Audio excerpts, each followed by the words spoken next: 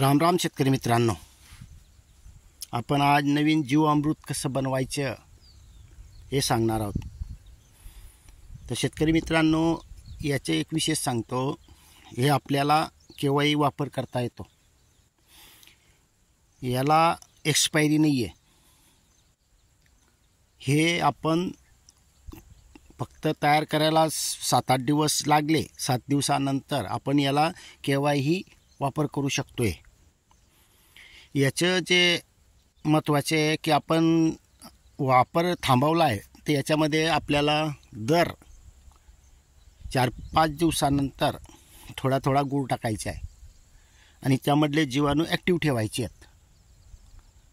आणि हे जो आपण शेणाचं बोरी बांधलेले आहे, यायचं नुसतं असं करून द्यायचं, पण झालं।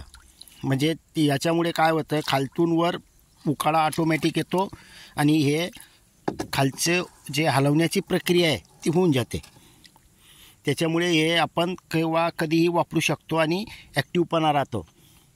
हे MP मधून जे VC सचान सर आहेत, त्यांचा फॉर्म्युला आहे, पण त्याच्यामध्ये मी शेतकरी म्हणून नवीन बदल केलेला आहे। तर याच्यामध्ये आपण जे काही बदल केलेला आहे तो आपण थोडा आता काय काय वापर केलेला आहे हे सांगतोय। तर शेतकरी मित्रांनो, यामध्ये आपण सर्वात अगोदर SR कल्चर तयार करून घेतलेलं आहे। SR तयार झाल्यानंतर आपण याच्यामध्ये 10 ते 15 किलोचं हे बोरं बांधलेलं आहे, शेणाचं ताजं शेण घेतलेलं आहे। त्यानंतर आपण याच्यामध्ये 2 किलो जाड मीठ पण टाकलेलं आहे। याला नंतर आपण सुरुवातीला जे SR कल्चर तयार केलेलं आहे त्यात गूळ टाकलेला होता। नंतर आपण याच्यात गूळ टाकण्याची गरज नाही आहे। का गरज नाही आहे, तर आपण याच्यामध्ये आता ज्वारी, बाजरी, म्हणजे जे काही आपल्याकडे कडधान्य आहेत, हे सर्व मी 500-500 ग्राम घेतलेलं आहे। आणि हरभरा पीठ जे काही आहे ते कडधान्य सगळं, आणि ते दळून घेऊन आपण यामध्ये टाकलेलं आहे। आता या ज्वारी, बाजरी यामध्ये वेगवेगळे न्यूट्रिशन असतात।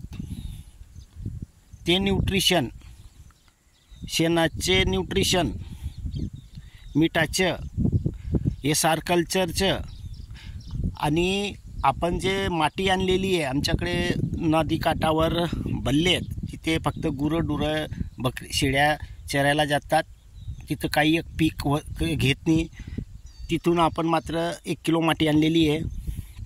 आणि त्या तिकडच्याच भागामध्ये पिपळे, वड यांच्या खालून, म्हणजे काही वेगळ्या भागातून आपण तिथून पण माती 500-500 ग्राम दोघंही त्या माट्या असं 2 किलो माती यामध्ये ॲड केलेलं आहे।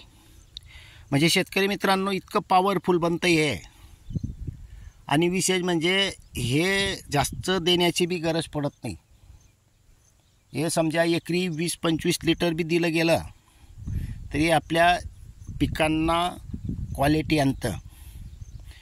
बुरशीजन्य म्हणजे हे जो काही आजार आहेत सर्व काही, समजा जमीनच सुधारली तर रोगराईसुद्धा कमी असते। त्यामुळे आपण अशा पद्धतीनं जीवामृत बनवून वापर करून घेतो। हे म्हणजे महिन्यातून 1-2 वेळा सोडतो मी याला, महिन्यातून एकदा समजा एका पिकाला, पण दर हप्त्याला बनवून देत राहतो। तर शेतकरी मित्रांनो, विशेष म्हणजे याला आपण किती दिवस ठेवू शकतो, जास्त हलवण्याची बी गरज नाही आहे। फक्त ह्या पॉटीला असं हे केलं त्यानंतर हे ऑटोमॅटिक येऊन जातं आणि वास पण इतका बेस्ट येतो, किती दिवस झाले तरी याचा वास खराब होत नाही। कारण याच्यामध्ये जे सर्व जे कडधान्य घेतलेले आहेत, याच्यामधलं जे न्यूट्रिशन आहे, हे जीवाणूंचे एक प्रकारचं खाद्य पण आहे। त्याच्यामुळे आपल्याला याचे जमिनीतून दिल्यानंतर चांगले परिणाम भेटतात। शेतकरी मित्रांनो, आपण याच्यावर फवारणीतून अजून अनुभव घेतलेला नाही आहे। आता पुढच्या वेळेला जे आपण फवारणी करणार आहोत त्याच्यावर आपण याच्यातून घेणार आहोत आणि एक फवारणी करून घेऊ। एका पंपाला आपण 500 ml टाकून फवारणी करून पाहणार आहेत, फक्त थोड्या भागावर परिणाम कसे भेटतात हेही समजेल। पण माझं तरी एक तत्त्व आहे, जे आपण वापर केलेला आहे तेच आपण सांगतो. जमिनीतूनच दिलं गेलं असल्यामुळे आपण फवारणीचे अनुभव अजून सांगू शकत नाही.